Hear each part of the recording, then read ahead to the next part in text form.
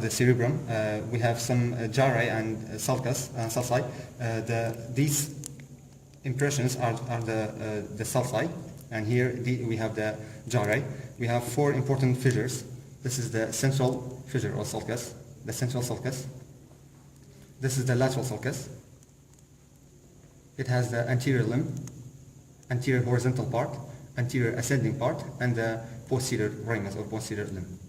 So central sulcus, lateral sulcus, and here we have the parieto-occipital sulcus, which moves deeply into the brain. This is the parieto-occipital sulcus. And the fourth, we have the calcarine sulcus. This is the calcarine sulcus. Calcarine sulcus. It forms a Y-shaped. It's in the form of the letter Y. This one is the calcarine sulcus. This one is the parieto-occipital sulcus. These four fissures divide the cerebrum into four main lobes. Here we have the frontal lobe. This is the frontal lobe. This is the parietal lobe behind the central sulcus and above the lateral sulcus.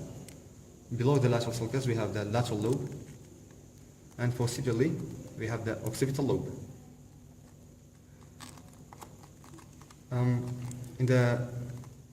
In front of the central sulcus we have the precentral gyrus. This is the precentral gyrus, and then the precentral sulcus, the precentral gyrus, and behind it we have the postcentral gyrus. This is the postcentral gyrus. The precentral gyrus is mainly concerned with motor functions, and the postcentral gyrus is with sensory function. And the representations of head and foot are inversed. Laterally we have the head, and up we get to the foot. And again, in the postcentral gyrus, same thing. We have inversed representations of the head on the lateral aspect, and up we get to the foot. Some more functional areas of the cerebrum. So we said this is the motor area, this is the sensory area. This orange area is for the hearing motor, hearing cortex. This dark green is the visual area. And here, in front of the precentral gyrus, this red area is the Broca's area, I think. It's for motor speech. Broca's area for motor speech. In the inferior aspect of the cerebrum, we have the parahippocampus gyrus. This is the parahippocampus gyrus, this red structure, parahippocampus gyrus. On the tip, it's called uncus, or uncus of temporal lobe, uncus. Here we have the olfactory tract. This is the olfactory tract, becoming the olfactory bulb. Lying under it is the olfactory sulcus. And here we have the rectus gyrus. This is rectus gyrus, this one. And these are the orbital gyri, these three, orbital gyri.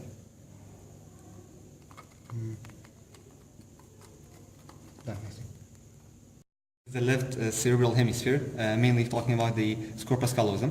The corpus callosum is the largest commissural fiber of the brain. It's composed of four parts. The first is the rostrum. This is the rostrum of the corpus callosum.